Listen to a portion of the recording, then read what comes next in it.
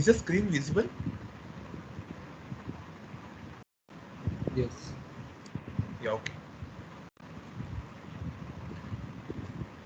Okay, so today we'll be looking into some graph algorithm. So in case someone doesn't remember what graph was, you can just like consider it to be like you have some say cities and you're interconnecting them by roads in this fashion, and what forms is a graph. Like we call this as a vertex of a graph, and this is called an edge. Okay, so like this much should be fine. Anyway, I told it's a prerequisite.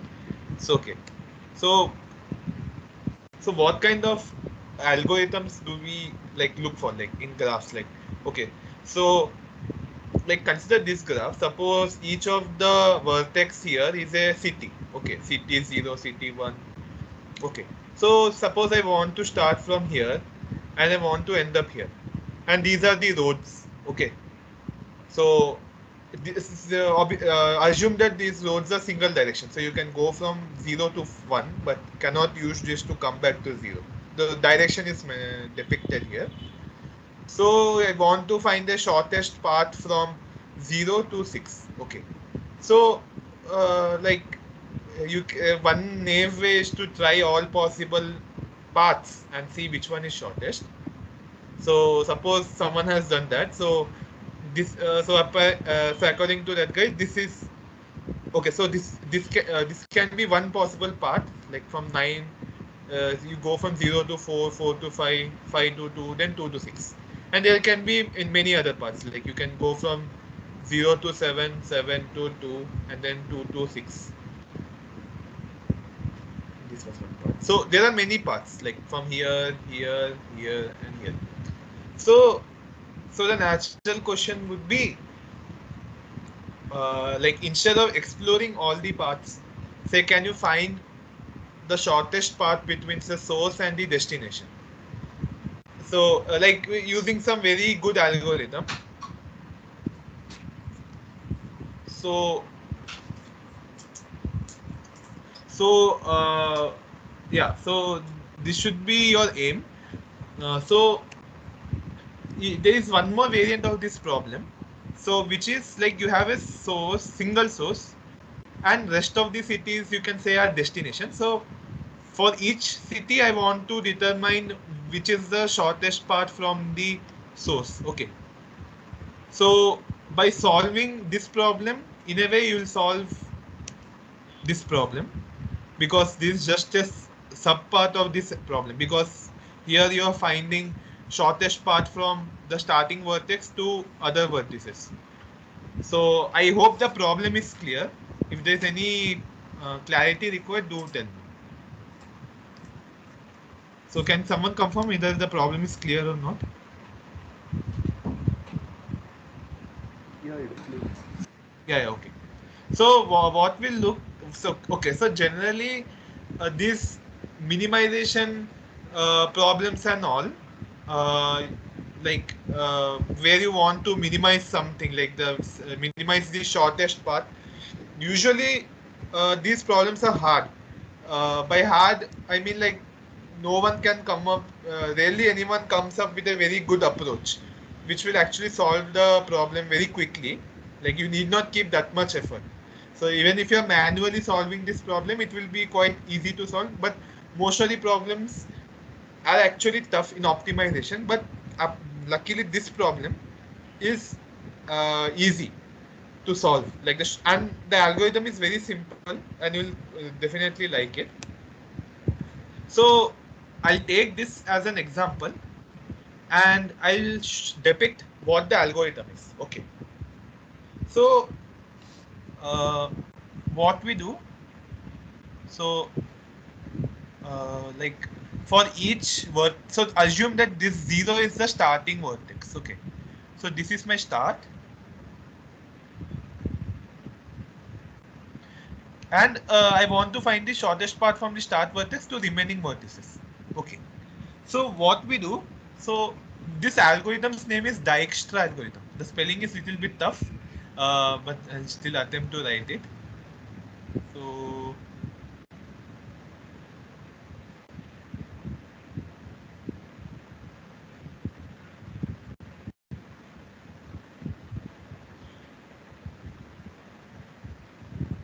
the Dijkstra algorithm. So let me depict what this algorithm is. So the what initial step is, like with each node,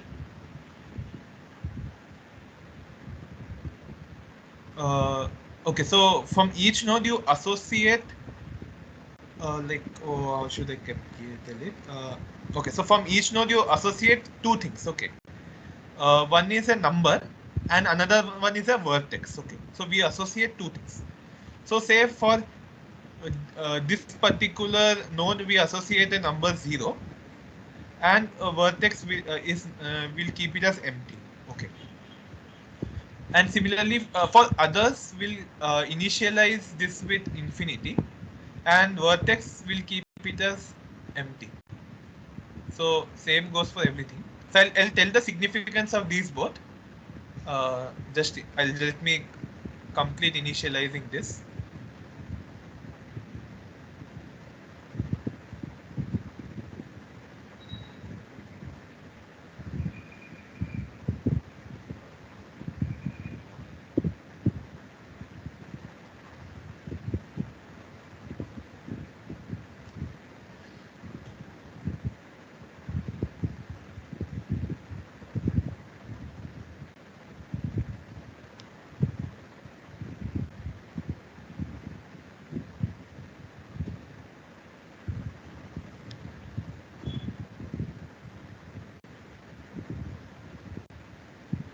Sorry for the handwriting. It's a bit difficult to write here, but if all these are infinity, this one is 0, and here also we need 1.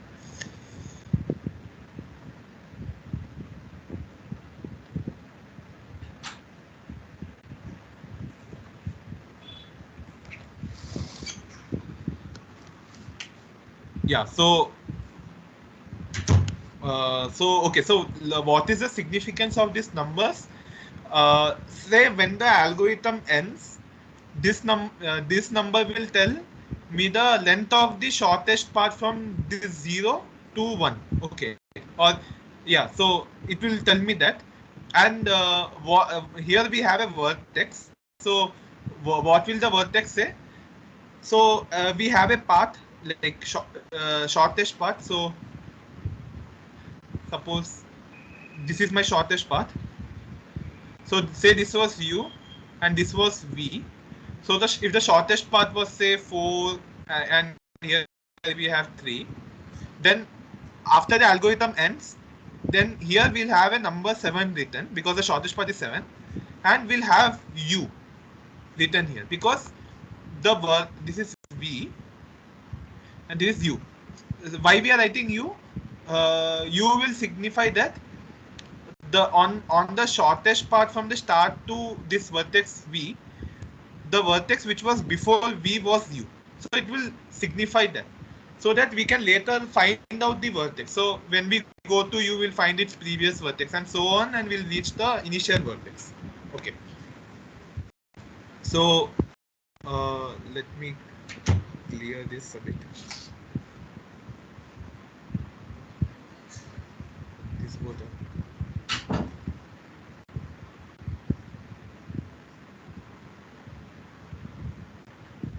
Okay.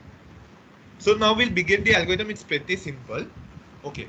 So you begin from the start vertex. So obviously the 0 is justified because from start vertex the distance to itself is 0. So so what we'll do, like uh, when we okay, so when we are at a vertex, okay, when we sort of enter, we choose a vertex, we first cross it. Okay. Okay. So this crossing out, you can assume it to be adding it to some set t. Okay. Some set t, like when you're crossing something, it's equivalent to adding it to the set t. So initially the set was empty and now you begin with 0, so you add it to t, and then what you do, you look at its neighbors. Okay. uh, So you look at its neighbors, and okay, so yeah, so you look at its neighbors, and then what you do, so if you have this say 1 which is adjacent to 0, so you check like you look at its number 0 and add 4. Okay, so you'll get a number 4 and check with the value present here. So it's infinity, so 4 is less than infinity, so we'll cut infinity and replace it by 4, and we'll keep the vertex 0 here. Okay, so this is one way. So this is the step 1, and similarly you do it for here. So you have vertex 0 here, and its value here is 0. So you add 0 plus 8, 8, and replace this infinity by 8 because 8 is less than infinity, and you replace this dash by 0.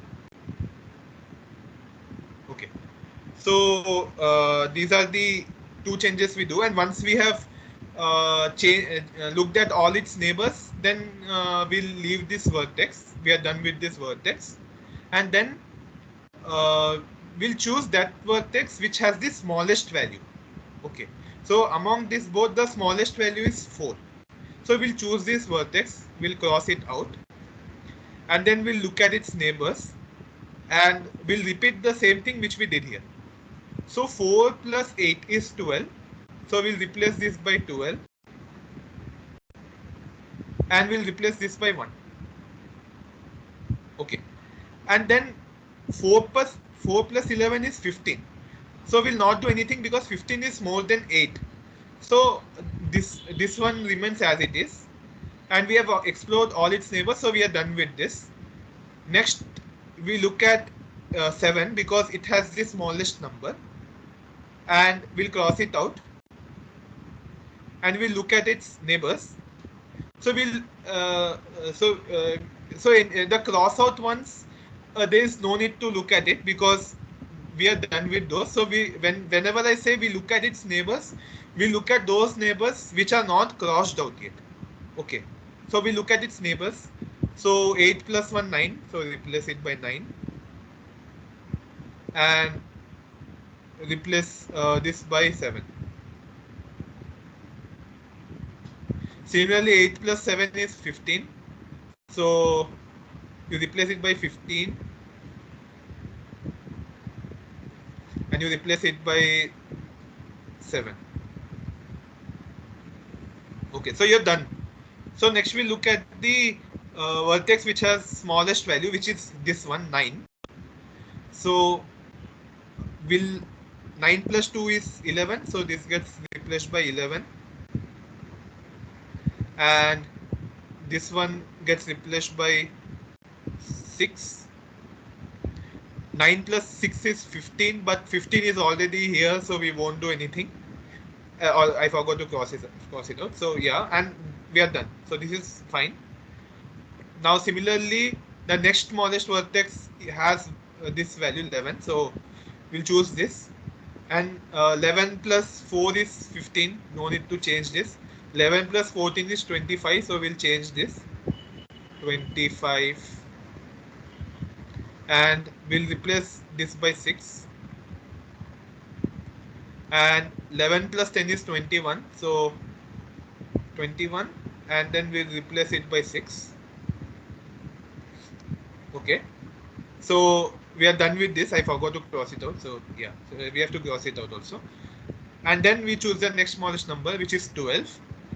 And if you observe, 12 plus 2 is 14.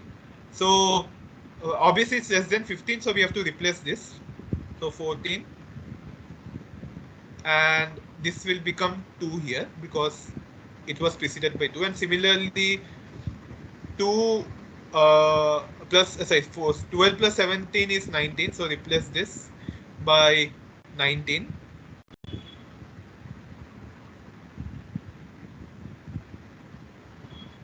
and replace this by 2. Now okay, so cross it out.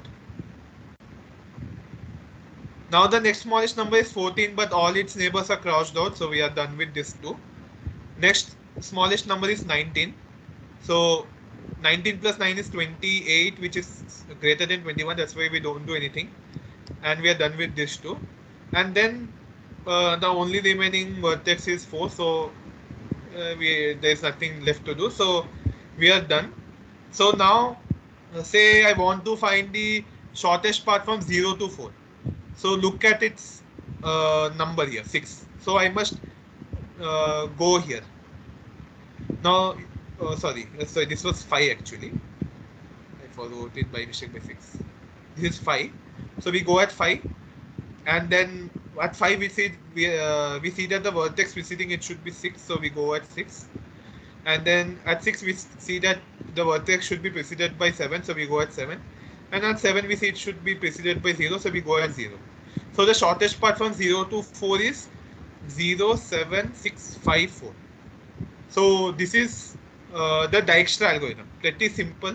Like it's like almost logical. Like you are choosing the shortest values and you are proceeding as you go. So is the process clear, or should I reiterate some part?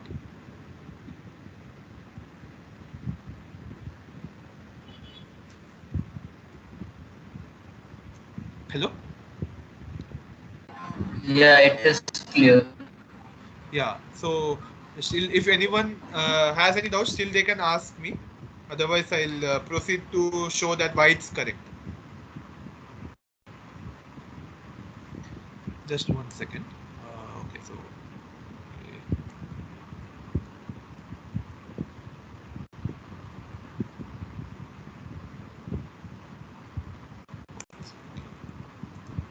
Yeah. So is everything clear? So I'll then proceed to the next. I'll proceed to the proof of correctness. So why this is correct? Okay. So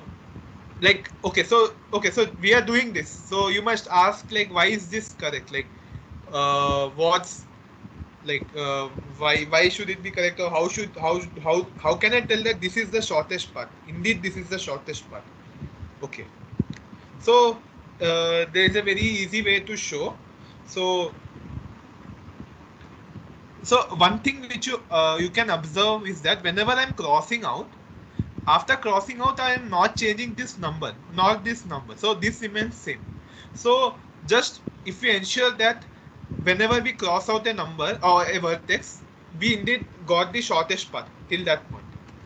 So what we can do, we can show by induction. Like as I told, crossing out is nothing but adding to this set T. So we'll do induction on the set T. So initially the set has only one number, so which was the starting vertex, and we gave it the number 0. So we gave it the number 0. So obviously that's correct because that is the shortest path, like to itself. So the base step is fine. So now we assume the inductive hypothesis. So we assume that till t is equal to k, like k, by k I mean like the till the moment I added k number of vertices to the set T, the assumption is correct. Okay. So you added vertices v1, v2, and so on up to vk. Okay. So you added these vertices, and each one of them has the value which it represents is the shortest length of the shortest path. Okay. So for base case we saw it's correct, and we assume that till k vertices it's correct. So suppose now the k plus 1 vertex actually comes into the set T. Okay. And it has a value, say D. So we are associating two values, right? So D and some vertex. So let's assume that this D is the correct. So this D is the value when we are crossing out that vertex. Okay. So now we have to show that this is indeed the shortest path. So indirectly what happened, that when we are adding this k plus first vertex to the set T, So indirect by like following the vertices we are mentioning here, we can backtrack and get a path. So this path has a length d. Okay. Now just for the sake of contradiction, assume that you got the like this is not the shortest path. Indeed, there is some other short path actually. Okay. So there is some other short path. So the length of this path, say I say it's d dash, and I'm claiming it to be a short path. Then this. So there are two problems which will arise. Okay. So first, let's so first case is, let's assume that all the vertices here are from the set v1 to vk. Okay, let's assume that. So which were already present in the set T. So if like at some stage this vertex was processed, and it should have updated the number here d dash. Okay, then how can d come? Because I'll update only when d is less than d dash. Okay, so if I have already processed this vertex here, and it says that the shortest path is d dash, if I go via this, then d dash should come. Like by the way I am proceeding, d dash should have replaced d, but that's not happening. So in case 1, like where all the vertices are from v1 to vk, the shortest path is indeed this d. Now the second case is, I'm involving a vertex.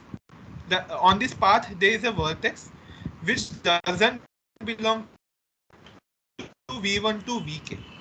Then what happens is that like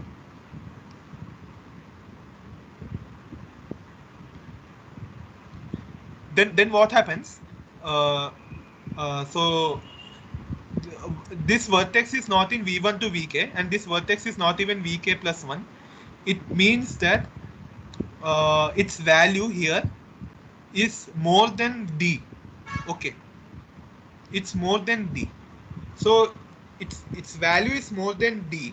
So I'm just telling intuitively, mathematically you can go dig deep, but intuitively it means that already the path to reach from the starting vertex to this vertex has exceeded d. Because if it did not exceed d, then I would have chosen this vertex instead of this vertex while crossing out. Because how are we crossing out?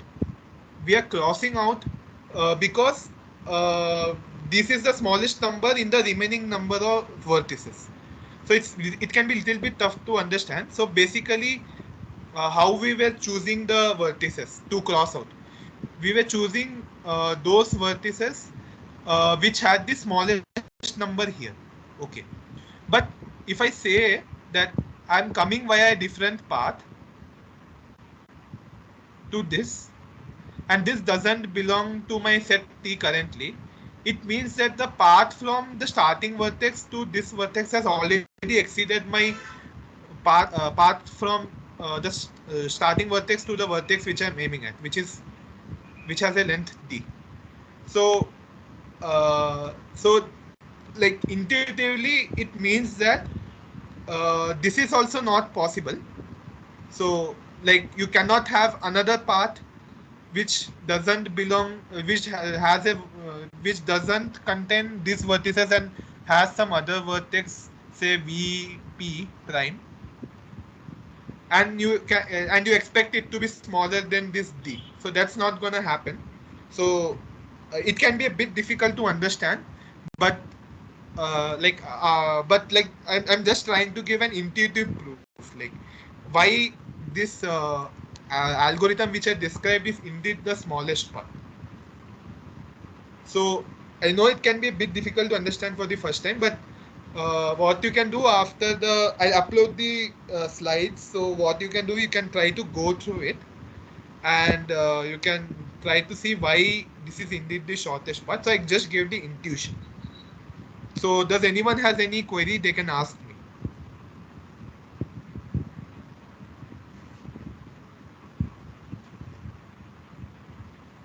Hello?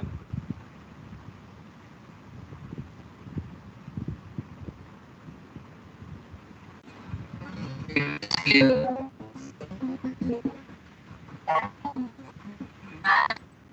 Hello? Yes, it is clear.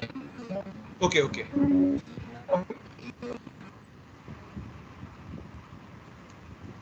Yeah, so I'll proceed to the next slide. Just 1 second. Okay, so these are very easy questions. I'll ask you guys to tell me. So this, you can try. It's very simple. So suppose you have a graph G, and you are changing the length of the graph G. So suppose you found a shortest path in your graph G between two vertices. Okay. So suppose if I add every vertex by I add every edge by 17, or if I multiply every edge by 17. So the value, the distance, I mean these distances. So in which case this will still remain the shortest path. Like so there might be vertices here. So in which case, so in one case you are adding the edge weights by 17, and in the other case you are multiplying the edge weights by 17. So in which case this path will be still the shortest path. It's going to be B. Multiplication. Yeah, multiplication.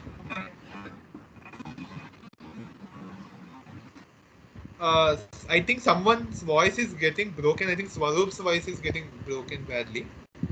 So just check your mic. Yeah. So yeah, multiply by 17 will not change the path. So can someone tell me why adding by 17 can change the path, like shortest path? Because it depends on the number of paths considered. Like No. like suppose there are like 3 steps in going to a place, then the addition and another path is like 4 steps. So the difference between them changes. Yeah. Fine. Yeah, it's correct. So yeah, and this is also like very simple problem. So which variant is car GPS like? So what does the car GPS try to do among this?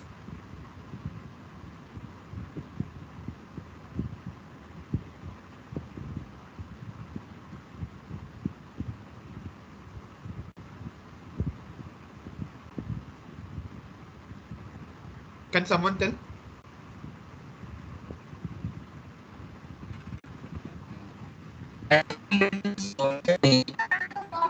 Swaroop, your voice is getting broken badly. Is it audible? No, it's still breaking.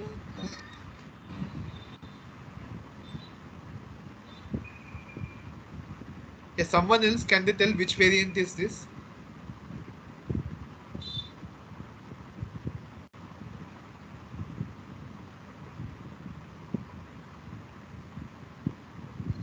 Is it a single source?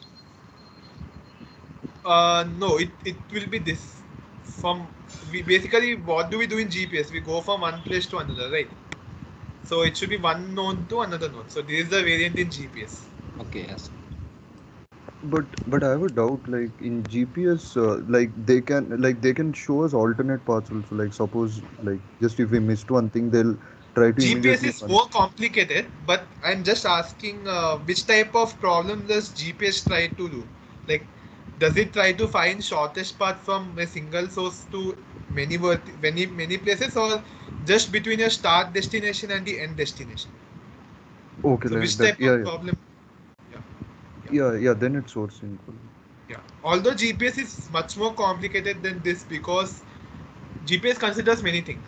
Not only the distance, it considers the traffic congestion, and many stuff it considers. So maybe your highway is lengthier, but you can travel at more speed in a highway than say on a normal road. So GPS is more complicated. But the variant is this. So obviously it has many applications and all. One of them is the shortest path, as you can see. Sorry, I mean the GPS navigation and all. So yeah. Time complexity I'll skip because many of you might not know what time complexity will be. Okay. Okay, so this is the guy who found out this algorithm. Dijkstra is a Dutch guy. So like apparently he found, like, I'll just read it out, like, was the shortest way to travel from Rotterdam to Groningen. Like, these are places in the Netherlands. So it is the algorithm for shortest path which I designed in 20 minutes. So it took just 20 minutes to come up with the algorithm. So one morning I was shopping in Amsterdam with my fiance and tired down. We sat down at the coffee terrace to drink a cup of coffee, and I was just thinking about whether I could do this, and then I designed the algorithm for the shortest path. So yeah, these guys are genius, and like he's also a Turing Award recipient of Turing Award. Like Turing Award is like it's like considered to be Nobel Prize equivalent in computer science. So yeah, so he's that genius. Okay, so I'll now proceed to a next topic. So it's called spanning tree. So in case someone doesn't remember what a tree is, like okay, so okay, subgraph. So suppose I have a graph. Okay, so a subgraph is a graph which you get by deleting some vertices and deleting some edges. Okay, so the resulting graph is a subgraph. I'm just telling in layman terms. And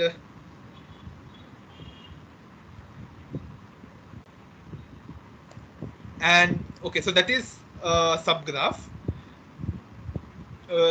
What do I mean by connected? So you just you start walking from any vertex, you can reach any other vertex. So that's what I mean by connected. Okay, so assume that I throw you randomly at any city, you have to reach other cities. Is it possible or not? If it's possible, then it's fine. That case we say it's connected. And acyclic, it means that there is no cycle. So by cycle I mean like something of this sort is not present. So this is a cycle. So this type of structures are not there. So a subgraph which is both acyclic and connected is called a spanning tree. So you can see, so this is a spanning tree. Okay, because say it is a, first of all it's a subgraph. Obviously it's connected because from any vertex you can go to any other vertex, and it's acyclic because it doesn't contain any kind of structures, these kind of cycles. Okay, so what we try to do is that we so obviously these edges have some weights, so like similar to say distance. So these have distances. Okay, so you add up the distances, so what you get is a cost. Okay, so you can say it is a cost. So what we try to do is again minimize this cost. Okay, so first I'll tell the algorithm, then I'll tell the significance of this problem. But for now, assume that I want to minimize this cost. Okay, and this algorithm will be far simpler than the other algorithm which I told before. So I want to minimize the total cost. Okay, so the problem this is one nice thing. So a tree is nothing but this is a tree. So a tree containing a cycle. It's a comedy pic. So this tree contains a cycle, but ideally a tree doesn't contain a cycle. Like tree in terms of graph I'm telling. So our problem is finding minimum spanning tree. So as it's written, minimum spanning tree is a spanning tree such that sum of the edge cost is minimum. So this is a minimum spanning tree and the sum of the cost is 50. So the question is, how do we find it? Okay. And as per Cayley's theorem, there can be n to the power n minus 2 number of spanning trees. So we obviously can't go by brute force. Okay. So we have to find a clever method. So this is Prim's algorithm, and you'll be amazed how simple it is. So I'll explain it with the help of this diagram. So what you do, you begin at this vertex A, okay, and see which is the shortest shortest edge, okay, which connects A to some other vertex. So this is the shortest edge. So you mark it and you choose it. So by choosing, I'll just say I'll cross it out like this. Now choose an edge such that it has only one end. So what basically again we'll maintain a set S. Okay. Okay, sorry. Yeah.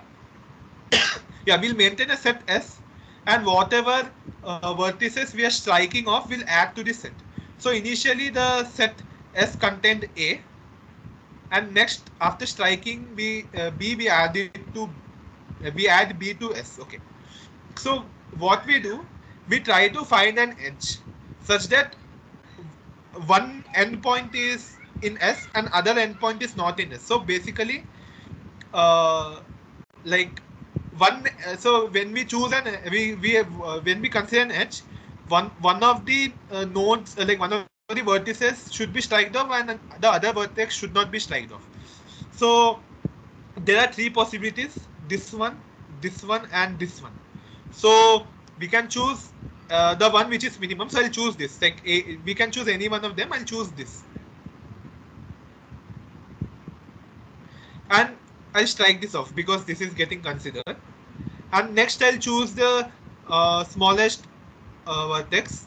Sorry, the smallest edge, such that one end is crossed and other end is not. And as I can see, 8, 11, 2, 7, it's 2. Okay, and we cross this out, and then again we repeat the same process: 8, 11, 7, 6, and we have 4 and 7. So among this, 4 is the smallest. Okay, if I'm doing any small error like in finding the smallest edge, just tell me, and we'll cross this out. And now the next smallest edge is this. Like the smallest edge is this. So we cross this out, and the smallest edge is this. So we cross this out, and then after this, if you see, the next smallest edge is this. Okay, so let me just 1 second. Okay, sorry. The next smallest edge is this actually, not 7. So 6, we have a 6 here. So yeah.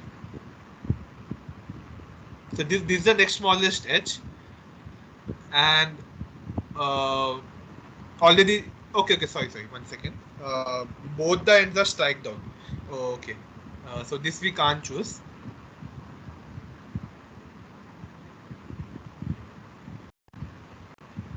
Okay, sorry. Okay, both the ends are strike down, so we can't choose. Even this is also strike down. So which is the next edge in which one end is strike down and the other end is not? This is the next edge, and we strike this out, and this is the among these three, this is the edge which is the smallest. Sorry, this we won't even consider. So this is the edge which is shortest, and we'll strike this out. So once all the edges are, all the nodes are striked out, we stop. So you can see. So I'll just draw a schematic diagram. So yeah.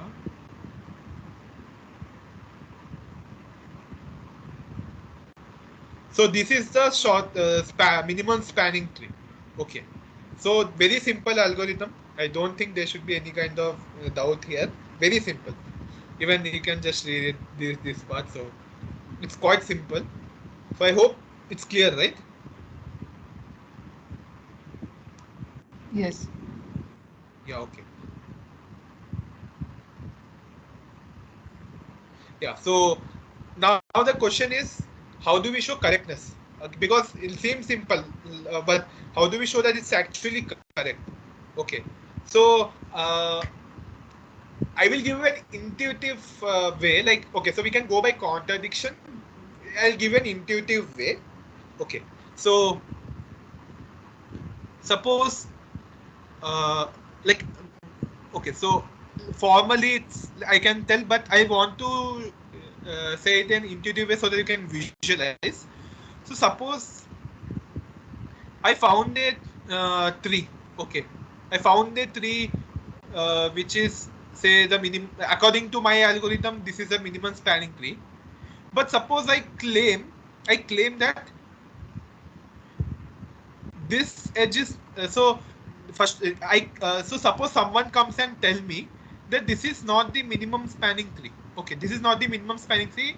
Some other thing is a minimum spanning tree, and say both of them differ in this edge here, the edge between this and this. So let the distance be d. Okay, so let me so say uh, so someone comes and tell me that this is not a minimum spanning tree. So let me ask that guy. Okay, so give me your minimum. So give me the minimum spanning tree which you got. Okay, so he gives some minimum spanning tree. So since minimum spanning tree, every node should be connected. Like, by connected I mean you can start from any node and reach any node.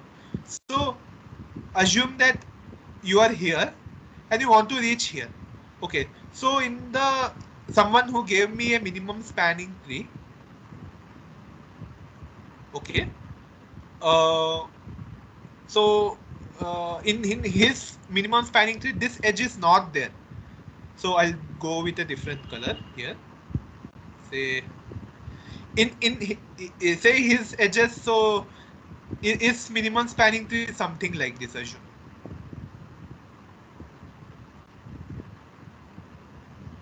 So in his minimum spanning tree, this edge is not there.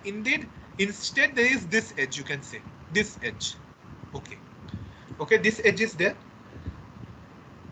Okay. So okay. So if like 1 second. Okay, so just 1 second. What was the argument?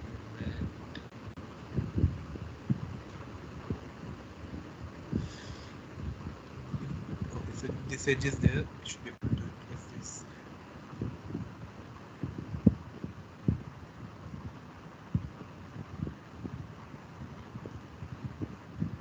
Okay, got the, like, okay, so okay, so yeah, fine.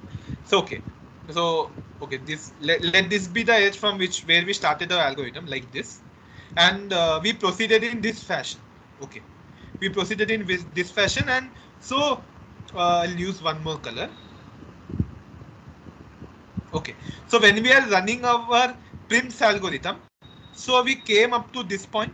Okay, and then we had to choose an edge such that one endpoint is in the set S and other endpoint is not in the set S, which we were constructing. Okay, now the other guy told me that this is part of the minimum spanning tree and this is not. Okay, so observe this cycle just here, like this cycle. So suppose the length of this edge is d dash. Okay, and this is d. So if d dash, so someone told me that my tree is not a minimum spanning tree. So indeed this edge must have less value than d because rest of the edges are same. So d dash is less than d. Okay, otherwise if d dash was equal to or greater than equal to d, then my tree is also an MST, minimum spanning tree, because this tree, as per his claim, is a minimum spanning tree. So now, but my algorithm chose d over d dash. So when does my algorithm choose d over d dash? It chooses d over d dash when d is greater than or equal to D dash. But someone else claimed that this is a minimum spanning tree. So, but my spanning tree is not a minimum spanning tree. So by that logic, this should hold. So these both don't go together because my algorithm is picking D because D is greater than equal to D dash. But my algorithm is not a minimum spanning tree because D dash is less than D. So only one of them can be wrong. My algorithm is absolutely correct. So like means the way it's choosing. So indeed it observed that D is greater than D dash. So this claim must be wrong, which implies that the guy who was telling that my spanning tree is not the minimum is wrong. So indeed my spanning tree which I got is indeed a minimum spanning tree. So this is more like a simple idea, like intuitive idea. So I hope you got the idea what I'm trying to say. So is this part clear?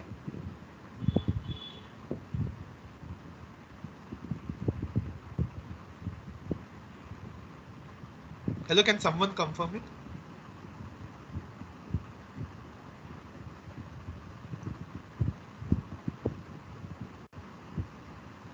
Hello.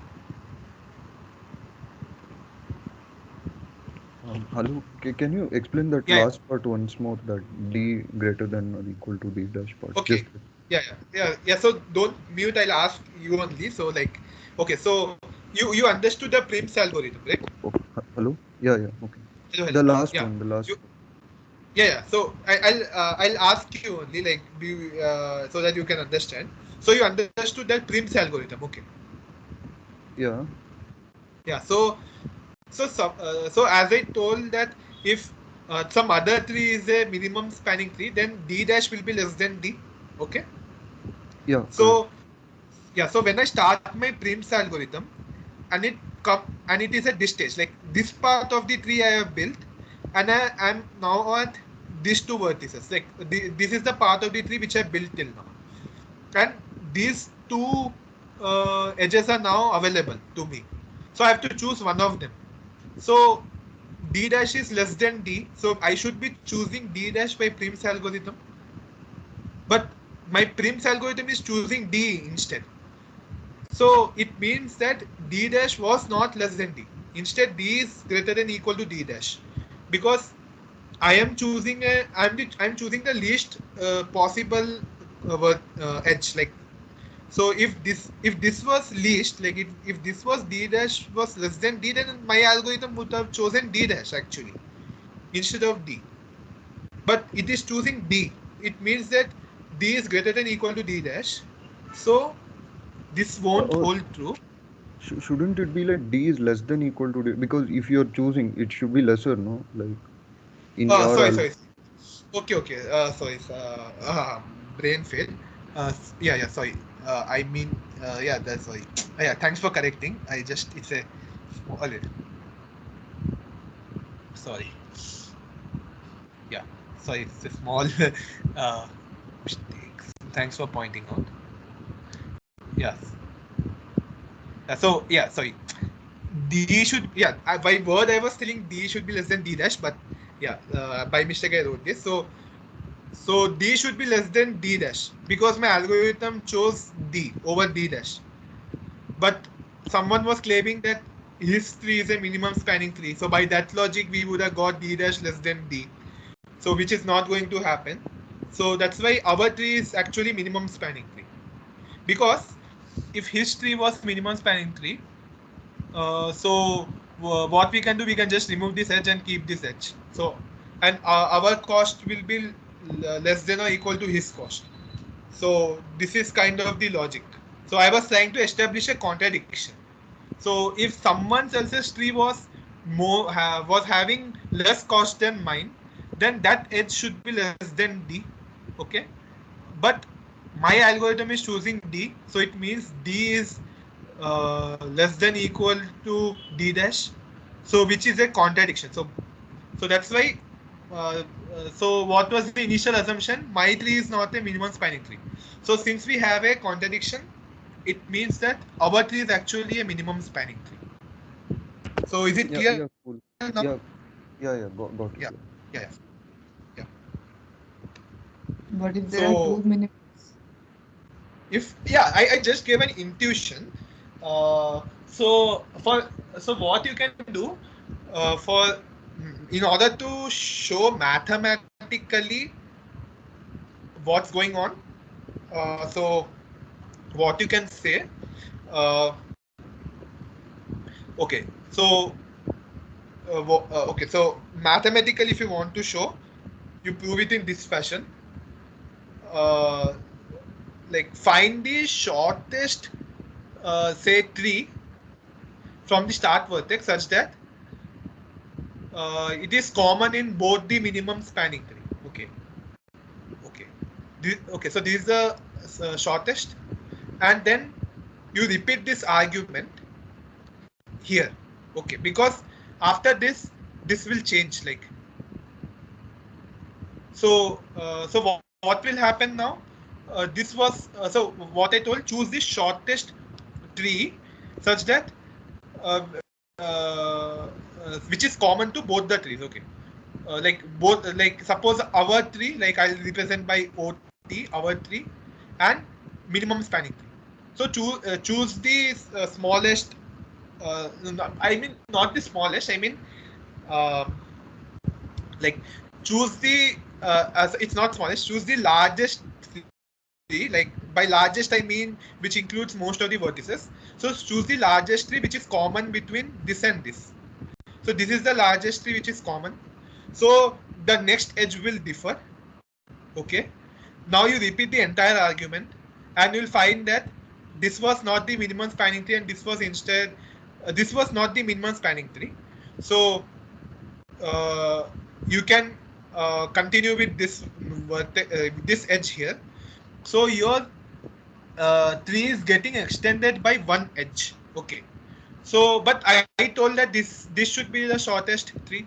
So it's a contradiction. So I just gave a very high level idea how to show, but try to go along this line. So try to choose the shortest tree which is common. Sorry, the longest tree which is common between your tree and the MST. And by contradiction, you show that no, this was not the shortest tree. There was indeed a larger tree which was common between my tree and that tree. So if you continue in this fashion, eventually it will turn out that your tree itself was the shortest tree. So this is the mathematical proof. But I didn't want to give the mathematical proof because it won't be intuitive. So I just considered this dummy example and I gave. But proof will be along this line.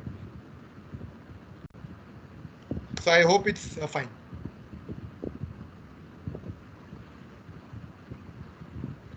Yeah, so then I'll proceed to the last part.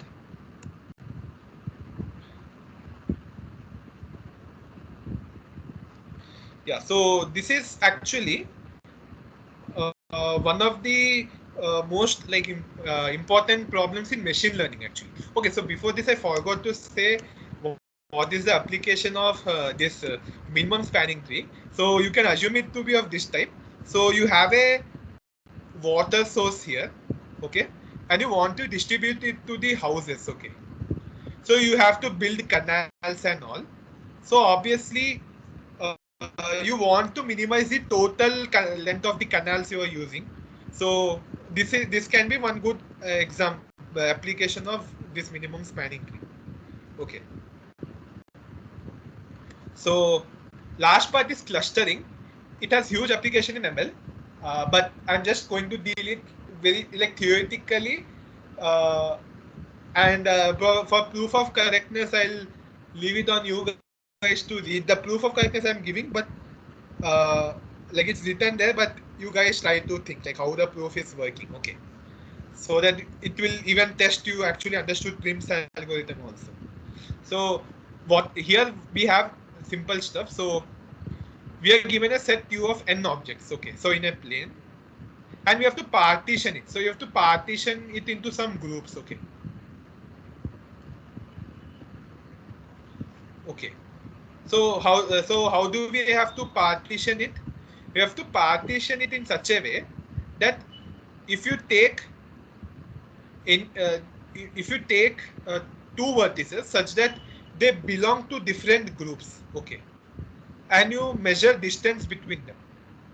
So if you do it for all such pairs, then you find the minimum distance among them. Okay, so you did this. I changed the color. Let this more. You did this. So you are taking all such pairs and you're finding distances, and after you list the distances, you will find the minimum distance. So let this minimum distance be denoted by d star. So what your aim is that you have to divide the objects into, say, k groups, okay, k non-empty groups, okay, such that this distance d star is maximized, okay. You maximize this value d star. So I'll read it here. So what do they mean by spacing? Minimum distance between any pair of points from different clusters. By cluster I mean group. Okay. So groups are also called cluster. And goal, given a k integer k, we have to find a k clustering of maximum spacing. Okay. So this is the problem statement. So is the problem statement clear?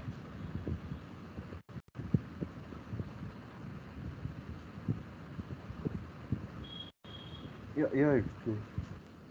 Okay, so this is the thing. So again, it might appear like, yeah, it seems like a very complicated problem, and all you have to first you have to find the minimum distance, and then you have to maximize, like you want to maximize the minimum distance. So it's turning out to be complicated, but actually the algorithm is pretty simple. The algorithm is first to find a minimum spanning tree. Okay, so obviously you can model it as a graph. So you can take two vertices, and you can the edge you can obviously the edge will be there, and the distance is the distance between both of them. So you can convert it into a graph. You find a minimum spanning tree. Okay. So suppose you found a minimum spanning tree of this type. So you found a minimum spanning tree of this type. Suppose I want to divide it into three groups. Okay. Okay, you want to divide it into three groups. So what you do in this minimum spanning tree, identify the two most costliest edge. Like identify the two edges which has the most value. So suppose this hedge. So 1 minute. So this edge has the highest value, say D1, and this edge has the next highest value, D2, in this tree. So what you do, you just remove this edge, and the same you do for this. Those vertices got deleted. I'll just draw it again.